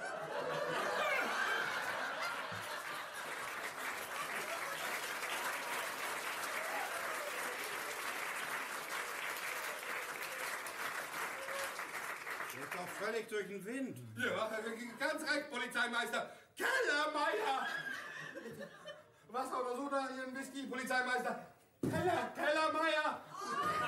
Ich habe ganz alleine zurückgefunden. Ja, ich glaube, ich nehme Spritzer Soda. Ach, ich muss zurück zu meinem Vortrag. Nee, du bleibst hier. Du nimmst den Polizeimeister Kellermeier. Das ist ein Sodawasser. Na schön. Sagen Sie Stopp, Herr Polizeimeister. Sagen Sie Stopp, Polizeimeister Kellermeier. Also gut. Sagen Sie Stopp, Herr Polizeimeister Kellermeier. Kellermeier!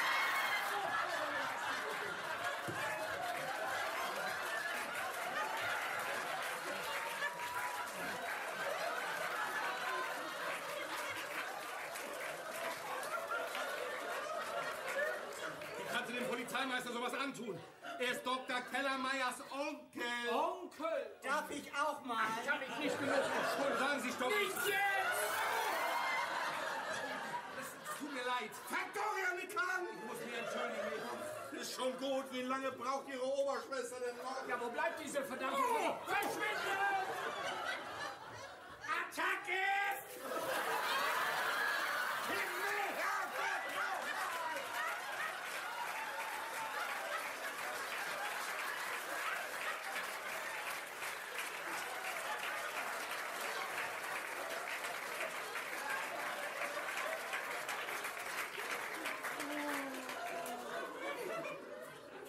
Es tut mir so leid. Wie können Sie sowas bloß tun? Großartig, nicht? Wo ist Dr. Helmi hin? Dr. Helmi? Oh, der ist zum Notfall gerufen worden. Haben Sie seinen Piepser nicht gehört? Nee. Sind Sie nicht wunderbar? Sie sind so leise. Wenn Ihre Oberschwester nicht Stante bekommt, dann werde ich sie suchen. Nein, die Oberschwester kommt. Und wann? Das ist eine sehr gute Frage. Ich denke, ich werde gehen und eine suchen. Was? Sie suchen. Aber Dr. Mann! Oh, Menschenskind, Igitt. Macht ja nichts, das kommt ja nicht von innen.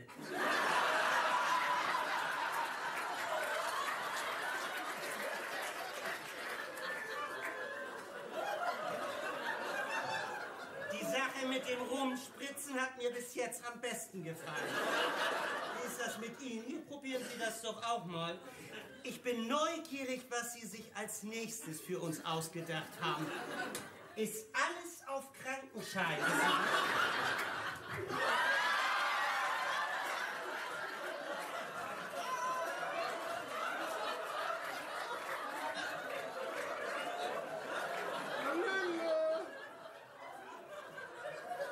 Sie müssen die Oberschwester sein. Ja, ich bin Oberschwester Walburga.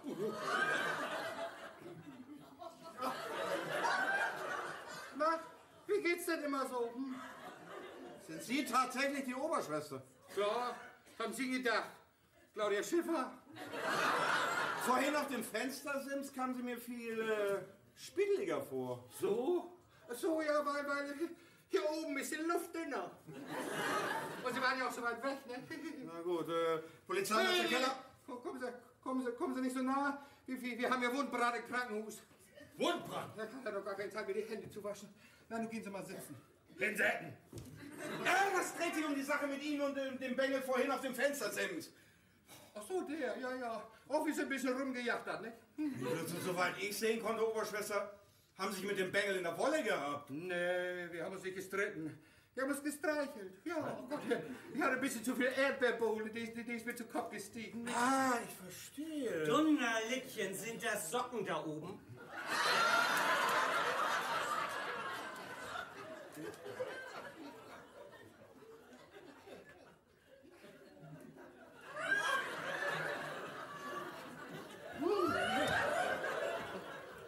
Sie wollen den jungen Mann doch nicht verhaften, wa? Wenn Sie keine Anzeige machen, nicht? Nee, keine Anzeige, sicher nicht. Dann wollte ich erstmal mit dem Pastor sprechen.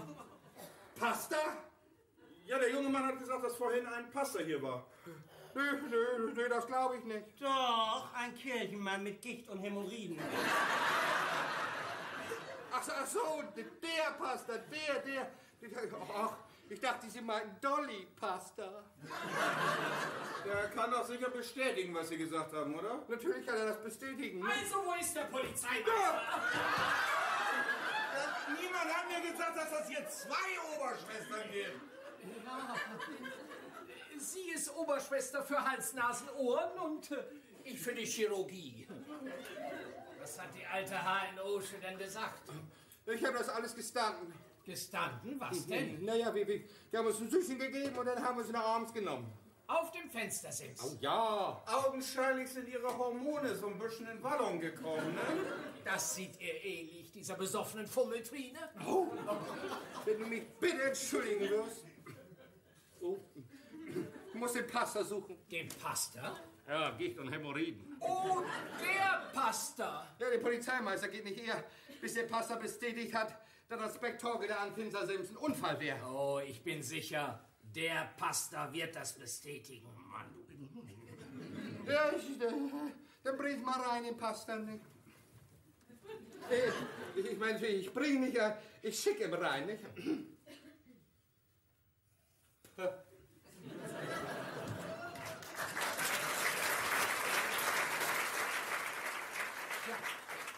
Wenn die HNO-Sche denn schon alles gesagt haben. Aber ich verstehe nicht, warum... Kommen Sie nicht näher. Ich war den ganzen Morgen auf der Typhusstation. Typhus? Ja, keine Sorge, ist alles unter Kontrolle. Ja, aber ich verstehe nicht, warum Sie beide den Arm in der Schlinge haben. Was denken Sie denn? Ich denke, Sie haben so schnell keine Socken gefunden. Scheiße. Oberschwester, wie haben Sie sich den Arm verletzt? Das ist in der zweiten Runde passiert. In der zweiten Runde? Ja, was Sie mit der HNO schon auf dem Fenstersims gesehen haben, war die erste Runde. Ich kann nicht ganz nachkommen. Ich bin auch ein bisschen durcheinander. Halten Sie den Rand, es ist Zeit für Ihren Einlauf. Das passt mir jetzt gar nicht. Wollen Sie damit sagen, dass Sie und die HNO-Sche versucht haben, den Jungen zu verführen? Ja, aber ich habe ihn zuerst gesehen. Ah, dann waren Sie die Spindelige, die ich da auf dem Fenstersims gesehen habe. Ja, so muss das wohl gewesen sein.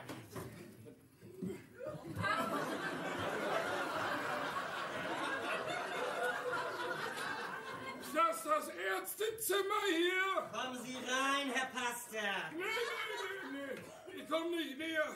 Meine Gicht und meine Hämorrhoiden fangen an, sich auszubreiten. Gott, ist das ein ungesundes Krankenhaus. Hier überlebt man seinen eigenen Tod nicht. Pastor? Ja, das bin ich, mein Sohn. Meine Tochter. Können Sie bestätigen, dass der Junge bei dem Vorfall auf dem Fenstersims keine unrechten Absichten hatte? Natürlich, natürlich. Da haben wir es. Ich verstehe bloß nicht, warum die andere Oberschwester nichts über die erste und zweite Runde gesagt hat. Woher soll ich das wissen? Die chirurgische kann nicht für die HNO-Sche sprechen. Ich glaube, ich muss die andere Oberschwester noch mal bitten, reinzukommen. Oh, bitte nicht. Du musst doch der Sache auf den Grund gehen. Oh nee, das ist zu viel für mich. 24 Stunden arbeite ich, um die Karten zu kurieren. Das ist jetzt der Dank. Ist schon gut, meine Tochter. Oh Gott, unter diesen Umständen sollte ich vielleicht nicht weiter fragen und den Jungen einfach mit auf die Wache nehmen. Vielen Dank, Herr Polizeimeister. Der Himmel wird Ihnen das lohnen, mein Sohn. Herr Pastor, könnten Sie vielleicht Dr. Helmi für mich holen? Dr. Helmi. Ja, soll mit mir auf die Wache kommen. Oh, wenn Sie unten im Sicherheitsbüro warten wollen, werde ich Dr. Helmi ausrufen. Dann sagen Sie ihm, dass das eilig ist. Oh ja, sehr eilig. Und Sie lassen zu, dass Dr. Helmi sich um Ihren Stiefsohn kümmert, ja? Ja, das werde ich. Mann, ey. Das werde ich dir in meinem ganzen Leben nicht vergessen, du. Vergebung von allen Sünden, Herr Pastor. Ist mein Onkel weg? Kellermeier. Warum haben Sie nicht gesagt, dass Sie einen Onkel bei der Polizei haben? Also, das schien mir nicht so wichtig. Also wirklich, Kellermeier. Das ist ein Dummbüdel, ist das. Ich habe meine Notizbuch.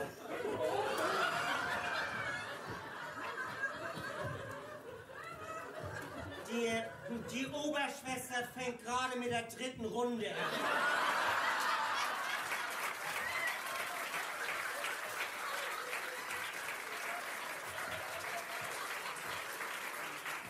Ich bin bloß wegen meinem Notizbuch zurückgekommen. Beeilen Sie sich, Herr Polizeimeister, wir haben zu tun.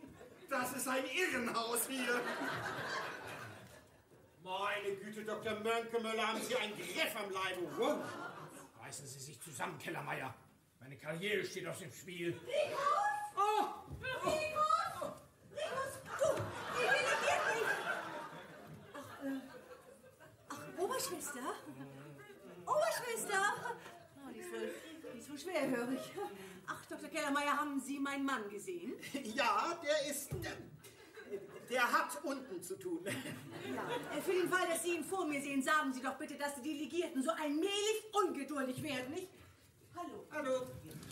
Geh zur Polizeiwache. Hubert! Er ist jetzt der Sheriff von Nottingham.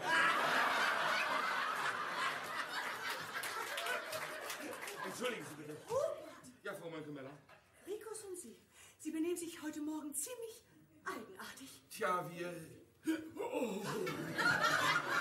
wir sind im Moment nicht ganz wir selbst.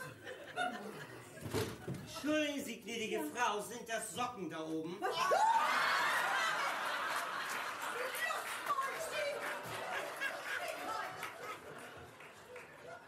Kellermeier? Ja? Bringen Sie Herrn Lehnhardt zurück auf seine Station. Ja, geht klar. Ich muss hoffen, dass meine Delegierten noch nicht verschwunden sind. So, dann wohl gemeint. Nee, ich bin ganz glücklich hier. Wenn meine Frau und ich ein Doppelbett kriegen. Sie gehen ja jetzt zurück zu Ihren Freunden auf Station C. Also gut, aber ich nehme dies hier mit. Ich werde die alten Inkontinentalen mal ein bisschen in Schwung bringen. Wer sind Sie? Ich bin's, Oberschwester. Oh, Dr. Mönkemöller. Ja. Hier soll ein Polizeimeister auf mich warten. Ja, jetzt nicht mehr. Sie können also wieder ganz beruhigt an die Arbeit gehen. Nein, dazu bin ich im Augenblick nicht in der Lage. Der Schlaf übermannt mich allmählich. Ruhen Sie sich ein bisschen aus. Meine 100 Delegierten warten. May I welcome you, my town? Ich brauche Schlaf. Rikus! Wo steckt der hier? Wo steckt... Ah! Los, zieh das Zeug aus! Los, komm her! Oh Mensch, nun lass uns ja nicht rumblödeln. Mach hin, Mensch! Da unten ist der Teufel los! Los, mach hin!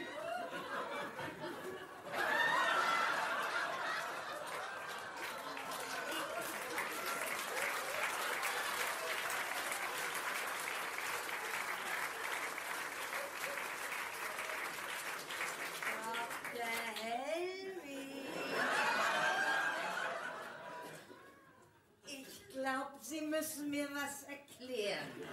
Ja, natürlich. Dr. Mönkemöller ins Ärztezimmer. Sie haben mich eben sexuell belästigt. Ja, ich weiß. Und dann haben Sie gesagt, da unten ist der Teufel. Da unten ist der Teufel. Bei mir da unten. Ja. Darum habe ich Sie auch sexuell belästigt. Was? Naja, ich habe das jahrelang unterdrückt. Und dann so auf einmal Sie so zu sehen, so verletzt, da konnte ich mich dann nicht mehr zurückhalten. Ach, Hubert. Dr. Mönkemöller ins Ärztezimmer. Was ist das? Ein Oberschwesternkittel. Und was macht er hier? Nee, ich habe gedacht, an Sie wäre nicht ranzukommen. Da wollte ich ihn mitnehmen nach Hause, zum Kuscheln im Bett. Ach, Hubert, mir wird ganz anders.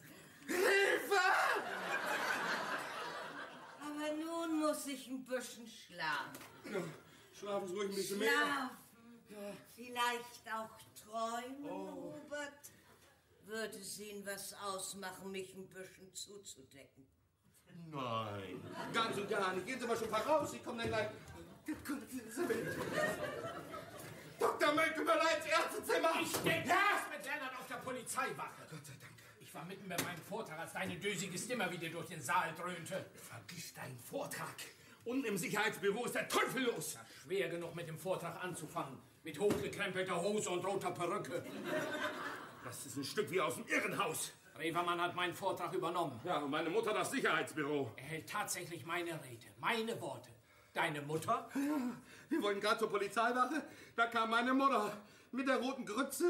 Rote Grütze? Ja, für das Sommerfest, du weißt doch. Sie macht immer rote Grütze und diese grünen Kekse. Sieh zu, dass du sie wieder loslässt. Nee, das ist zu spät. Sie hat sich dem Polizeimeister vorgestellt und der hat sie Lennart vorgestellt. Und nun glaubt er, dass meine Mutter seine Oma ist. Sieh zu, dass du damit klarkommst. Lennart, der weint und lacht. Der Polizeimeister schreit sich die Lunge aus dem Hals. Und meine Mutter ist ganz schwimmelig geworden. Donnerlittchen! Waren Sie denn schon wieder hier? Gefällt mir hier. Verschwinden Sie. Kümmere dich nicht um ihn. Du musst meiner Mutter nur die Wahrheit sagen. Dr. Henny? Ach, meine Frau! Der Polizeimeister sagt, wenn Sie nicht in 2 Minuten unten sind, dann wird er Sie und Lennart hops nehmen. Was ist mit meiner Mutter? Die trinkt eine Tasse Tee. Eine Tasse Tee? Wunderbar, ich nehme auch eine. Schatz, sind das Socken da oben? Herrlina, würden Sie jetzt bitte gehen? Nee. Gehen Sie. Da, Nee, gehen Sie ins aber- Bad. Da rein ins Bad mit Ihnen. Los, Tür auf, jetzt so rein ins Bad, zack. Geht Mutti das gut? Doch, Sie und Lennart sind ein Herz und eine Seele. Großartig, ich kann zurück zu meinem Vortrag. Nee, du bleibst hier. Du musst Lennart und meine Mutter nur erklären, wer Lennarts richtiger Vater ist. Sie wissen, wer Lennarts richtiger Vater ist. Du bist das. Und Sie denken, es ist gut so. Rikus, was bist du bloß für ein Slapstert? Hubert, mein Sohn braucht Sie. Achtung, Achtung, der Polizeimeister sitzt mir auf den Fersen. Warum? Und die Oberschwester. Die Oberschwester? Was ist denn nun passiert? Die Oberschwester ist im Sicherheitsbüro aufgetaucht. Und als sie gesagt hat, sie ist die vom Fenstersims geschubst worden ist der Polizeimeister an die Decke gegangen. Ja, das kann ich mir vorstellen. Und dann hat sie versucht, auf mich loszugehen. Mein Armlückenstackel. Armlückenstackel? Er hat hier heute Morgen gewaltiges Kuddelmuddel angerichtet. Aber ich sag dir, Fanny, Omi war großartig. So war sie das? Ja, als die Oberschwester auf mich los wollte, hat Omi sie anständig runtergeputzt. Ja, das ist mein Mutti, du Zack. Versteck dich, bis ich mit meinem Vortrag fertig bin. Geh rauf in die oberste Etage und versteck dich. Mann, Wo ist Hubert? Mutti! Sag nicht immer Mutti zu mir. In Ordnung, Mutti. Du hättest wirklich nicht raufkommen sollen. Wenn der kleine Lenny Ärger mit der Polizei hat, braucht er seine Oma. Mutti, das ist nicht so, wie du denkst. Ja, ich weiß. Ich habe nicht gedacht, dass du sowas zustande bringst, Hubert. Mutti! Und ich freue mich, dass das so eine nette Deren wie Schwester Elfie ist. Oh, vielen Dank auch. Ich will ja nicht stören, aber wenn die Oberschwester und der Polizeimeister Lennart hier finden... Oh, gütiger Himmel.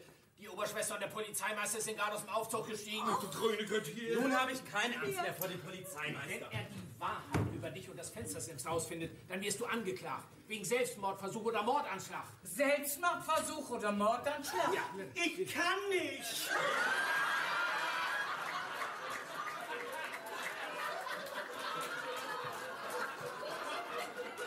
Gehen Sie wieder zurück. Die sieht eher wie meine Frau aus. Ich bin die Mutti von Dr. Helmi. Willi Lehnhardt, wie geht's? Nee. Sie gehen wieder ins Bad. Los, zack. Und nehmen Sie meine Mutti mit. Ich will nicht ins Bad, Hubert. Ist das eine echte Mutter oder eine Sockenbusenmutter? Nein, da! niemand hier! Na, du musst verschwinden. Hier, schnell rauf auf die Liege. Kommt, Ja, das ist eine sehr gute Idee. So, Oberschwester, ich werde der Sache jetzt auf den Grund gehen. Nein, in St. Ann gibt das bloß eine Oberschwester. Herr Polizeimeister, hier liegt einer, der ist kürzlich von uns gegangen ist. Oh, Wer ist das? ja, wer ist das, Dr. Helmi? Ja, wer ist das, Dr. Helmi? Herr Lienhardt. Herr Lienhardt! Sie meinen den Lütten Wüps, der gerade noch in dem Rollstuhl gesessen hat? Ja, der. Ach, der arme Stackel, den müssen wir noch mal... Oh, Oberschwester! Dr. Helmi, bringen Sie die Leiche raus und machen Sie sie für die Autopsie fertig. Autopsie? Oh, haben Sie wieder einen Hexenschuss? Ja, das kommt immer ganz plötzlich. Wenn ich mich über die Patienten beuge, um sie zu untersuchen, dann schießt die Hexe da rein und dreht ein paar Runden, nicht? Und schießt dann wieder... da, Ich bin sicher, Frau Lehnhardt kommt gern mit Ihnen in die Leichenhalle. Klar doch. Nee, einer von den anderen Ärzten kann Herrn Lehnhardt in die Leichenhalle bringen. Ich will Ihnen und Dr. Helmi noch ein paar Fragen stellen über die Oberschwester und den Sohn von Dr. Helmi. Ja, Dr. Helmi, dann bringen Sie ihn einfach auf den Gang raus, ja? Holster! Ich bin hier zuständig. Bitte, wie Sie meinen. Mutti! Die schon wieder. Hubert, ich fühle mich nicht so wohl mit diesem Herrn Lehnhardt. Das ist zu verstehen. Niemand tut es. Es ist ja auch zu und zu traurig, nicht? Er ist sowas wie ein Sockenfetischist, nicht? Aber das ist ja jetzt auch aus und vorbei. Was? Jetzt, wo der arme Mann tot ist. Oh. Frau Helmi, ich glaube, es ist am besten, wenn Sie unten auf Hubert warten, nicht? Ja, ich glaube, das tue ich. Hallo. Oberschwester? Ja, nun geht mir das gut, fein. Ja, und morgen wird es ja noch viel feiner gehen. Oberschwester, hören Sie mir bitte mal zu. Natürlich. Ja, vielen Dank, Oberschwester. Können Sie bestätigen, dass Sie die einzige Oberschwester hier im Krankenhaus... Oh, bitte nicht noch eine Runde! Alles in Ordnung. Was ist passiert? Ich habe ihn auf dem Fenstersims da aufgegriffen. Oh, das ist sicher dieser Voyeur. Naja, das ist der Spanner, der hier die letzten Monate die Krankenschwestern belästigt hat. Bringen Sie ihn sofort runter zum Sicherheitsdienst. Winnie hat schon, ich gebe hier die Anweisung und will ihn mir nochmal angucken. Ja, und die Leiche bleibt hier. Bleibt hier. Und lassen Sie mich vorbei. Oh, du ehrlicher Polizeimeister, bitte nach Ihnen. Halt, stopp! Ach, Sie büchsen mir nicht nochmal aus. Was zum Teufel macht ihr wieder hier? Ja, der Polizeimeister will ihn ausfragen. Und ich will, dass unser Sicherheitsdienst ihm ausfragt. Ich werde ihn ausfragen. Dr. Kellermeier. Gut gemacht, Hubert. Markus! Ja, ich wünsche den schönsten Freitag dieser Woche, Onkel Fritz. Was für ein Quatsch? Was zum Teufel hast du getan? Ehrlich gesagt bin ich nicht ganz sicher. Kellermeier, ich weiß wirklich nicht, was ich sagen soll. Ausgerechnet Sie, die Krankenschwestern belästigen. Was die Krankenschwestern... Ist das wahr, Markus? Natürlich ist das wahr. Sie tun es sicher, weil Sie da richtig was von haben, nein? Ach so, ja, weil ich da richtig was von habe. Wir reden da später drüber. Mach dich erstmal dünn. Ja. Tschüss, Onkel Fritz. Ach, ist sie verreckt? Nee. Dr. Helmys Sohn hat eine Spritze verpasst. Dr. Helmys Sohn? Ja, mein Sohn. Ich bin sicher, Sie erklären mir das später. Ach, und wer ist das? Oh, das ist mein Mann. Oh, das tut mir leid, das muss sehr plötzlich gewesen sein. Oh, bitte setzen Sie sich doch. So. Dr. Kellermeier, Sie fragen sich wahrscheinlich... Nee. Wer bin ich, die Geheimnisse von Leben und Tod zu begreifen? Sie kriegen natürlich einen vollständigen pathologischen Bericht. Da können Sie viel rausziehen. Ach so, Sie meinen, dass ich da auch was drin finde, was sich für mich lohnt? Richtig. Und jetzt bringen Sie Frau Lehnert raus und Herrn Lehnert in die Autopsie. Sofort. Oberschwester! Hubert, ich bin ganz dein. Herr Polizeimeister, ich glaube nicht, dass Sie aus der Oberschwester viel rauskriegen. Ja, das glaube ich auch nicht. Ich habe hier aus niemandem viel rausgekriegt. Kann ich jetzt ohne Gefahr wieder in mein Zimmer reinkommen? Oh. Guten Tag. Ich dachte, er wäre tot. Wahrscheinlich kann Herr Lehnert als nächstes auch noch übers Wasser gehen. Kommen Sie zurück. So allmählich weiß ich nicht mehr ein noch aus. Das ist doch alles deine Schuld, verdammt nochmal. Der Polizeimeister sitzt mir auf den Hacken. Ja, das wissen wir. Sie sollten tot sein. Ja, wenn er so weitergeht, bin ich das. Ist sie auch verreckt? Nee, Gehen Sie da wieder rein. Ich war den halben Morgen da drin. dann nehmen Sie jetzt die andere Hälfte. So, wir bringen Oberschwester Ingeborg zurück auf die Unfallstation, bevor Polizeimeister Kellermeier zurückkommt. Los, Hubert, hilf mir, alter Freund. Naja, von Freundschaft habe ich heute noch nicht viel gemerkt. Rikus! Ja? Rikus! Du, Herr Drewermann ist ganz und gar aus dem Häuschen wegen deiner tollen Rede. Ja, oh mein Gott, ist sie verreckt? Nein, sie ist nicht verreckt, sie ist nur zusammengebrochen. Ja, was für ein Wunder, bei all den Pflichten, die sie hier noch nebenbei für dich hat. Na ja, muss auf Händen und Füßen den Fußboden für dich blank scheuern. Lenny, nicht so Lass uns nicht schnell. mal für 5 Minuten in Ruhe lassen. Mutti, würdest du bitte jetzt nach Hause gehen? Ist sie verreckt?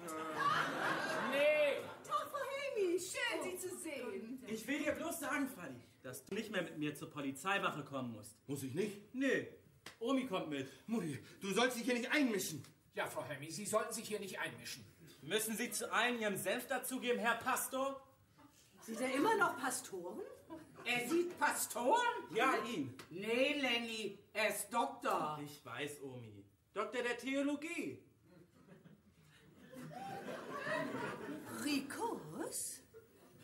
Lass uns ein klein wenig für morgen aufbewahren, ja? Also ich weiß ja nicht, wer was weiß und wer was nicht weiß, aber ich denke, ihr solltet wissen, dass Onkel Fritz auf dem Wege zurück ist. Er sucht Herrn Lehnhardt. Onkel Fritz? Wer ist Onkel Fritz? Beschäftigen Sie den Onkel, bis Sie Herrn Lehnhardt auf seine Station zurückgeschmuggelt haben. Geht klar. Und laden Sie die Oberschwester irgendwo unterwegs ab. Aber die kostet extra.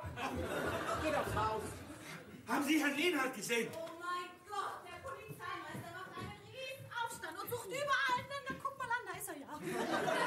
Na wunderbar, dass ich Sie mal alle beieinander habe. Ich habe nämlich gerade nach Herrn Lehnhardt gefragt. Ja.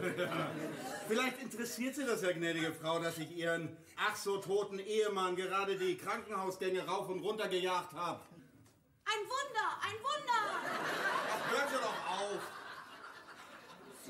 sind doch nicht mit dem Sockenbusenmann verheiratet, oder? Frau Henny, bitte. Er ist keine passliche Person, um für uns Lenny Verantwortung zu übernehmen. Mutti, bitte. Die einzige Person, der wir das vorsichtig beibringen müssen, ist Fadis Frau. Huberts Frau? Ist schon gut, Omi. Mutti hat mir gesagt, dass er verheiratet ist. Wer von den beiden wird mir jetzt das Ende von diesem Märchen erklären, hä? Dr. Helmi? Hubert, du hast mir doch nicht auch noch eine Ehefrau unterschlagen. Ich habe die Übersicht verloren. Was ich noch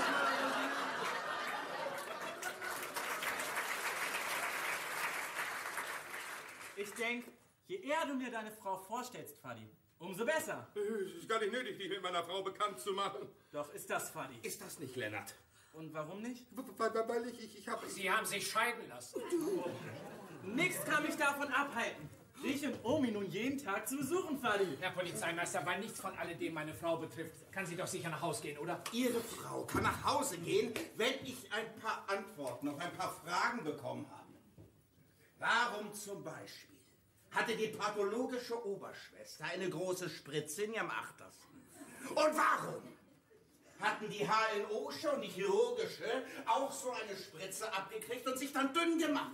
Und warum hat Dr. Helmi eine Ehefrau, von der er nichts weiß, und eine Geliebte, die er Frau Hager oder Frau Lehnhardt nennt? Und warum können die Ärzte hier ein paar von den Patienten von den Toten auferstehen lassen, währenddessen sie bei anderen nicht wissen, ob sie BAT, TBA oder vom 34er BOS getroffen sind? Und warum fange ich an zu glauben, dass sie alle nicht ganz richtig im Kopf sind?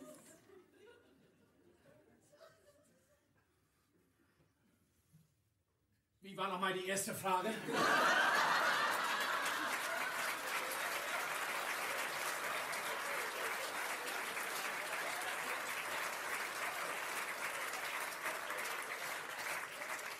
Ich will Antworten auf alle Fragen.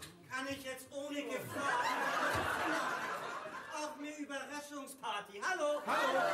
An Sie habe ich auch noch ein paar Fragen. Ich weiß von nix. Sie erklären mir jetzt ganz genau, was Sie gesehen haben. Ich krieg erst noch meinen Einlauf. Marie-Louise, ich denke, es ist an der Zeit, dir die Wahrheit über Lennart zu sagen. Dr. Mönkemöller, Wir wissen die Wahrheit über Lenny. Wir können so nicht weitermachen. Marie-Louise, es wird sicherlich ein Schock für dich sein. Was ist los, Rikus?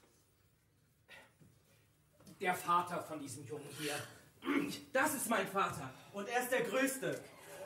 dieser junge Mann hier, Ja? ist meiner.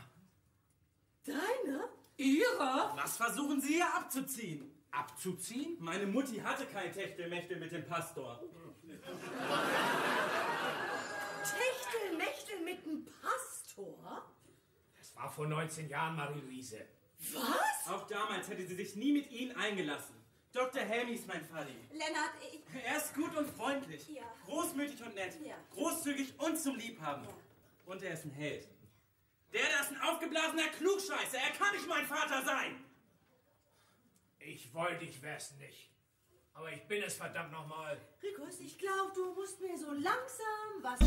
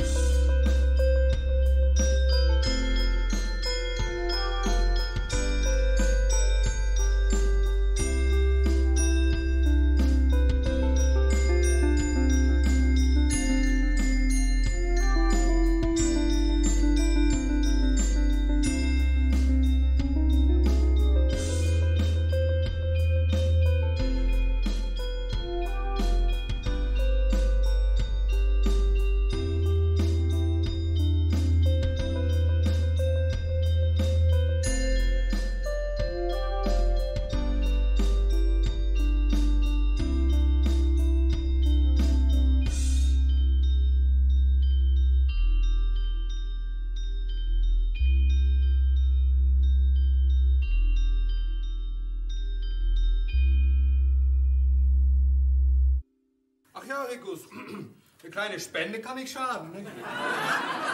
Wir brauchen das Geld von dem Pastor nicht, oder? Ach, naja, nicht wirklich, mein Sohn. Naja, warum soll ich nicht so eine Art Onkel für den Jungen sein? Gute Idee, Rico. Ja, ich glaube, wir sollten jetzt alle zu uns nach Hause gehen und eine Tasse Tee trinken. Was meinst du, Mutti? Oh, großartig! Moment, was ist mit dem Polizeimeister und deinen Verkehrsdelikten? Hm? Ja, Hubert, er wird euch verfolgen. Ja, ich habe drüber nachgedacht. Dr. Kellermeier ist ja der Neffe von dem Polizeimeister, richtig? Richtig. Und Dr. Kellermeier ist auf dem Fenstersims aufgegriffen worden, stimmt's? Stimmt. Naja, ich glaube nicht, dass der Polizeimeister will, dass sein Neffe als Spanner angeklagt wird, oder? Oh, Hubert, du bist ein Genie. Natürlich ist er das. Er ist mein Vati. Los, Omi, Tea Time! Oh, Lenny! Nicht so schnell! Ach, ja. Darf ich bitten, Frau Helmi? Oh, Hubert. Sollte das etwa ein Antrag sein? Ja, vor 19 Jahren habe ich das ja versäumt. Ich wäre ja ein Durchsperre, wenn ich den gleichen Fehler zweimal machen würde. Hm? Hubert.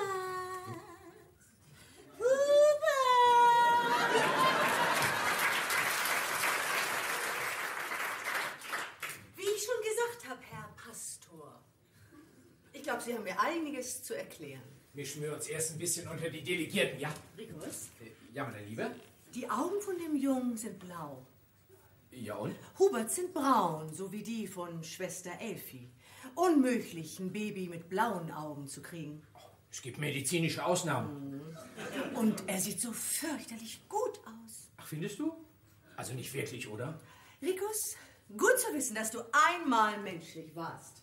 Was meinst du mit einmal? Du bist in der letzten Zeit so langweilig geworden.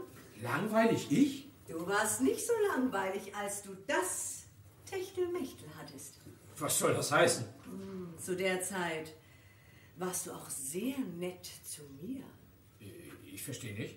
Jetzt hast du bloß noch Augen für deine Arbeit. Die ist sehr wichtig. Die kann gar nicht so wichtig sein wie ich. Wie wir. Du meinst, ich sollte mich ein klein wenig mehr um dich kümmern? Dass wir uns richtig verstehen. Ich schlag dir nicht vor, wieder mit dem Schleusenzimmer anzufangen. Das hast du gewusst? Wir Frauen haben für sowas den 7. Sinn. Und so ein klein bisschen mehr Schleusenzimmer bei uns zu Haus wird uns auch gut tun. Ich glaube, ich bin ein sehr glücklicher Mann. Ich habe es bloß leider ein klein wenig vergessen. Und ich bin eine sehr glückliche Frau. Das hab ich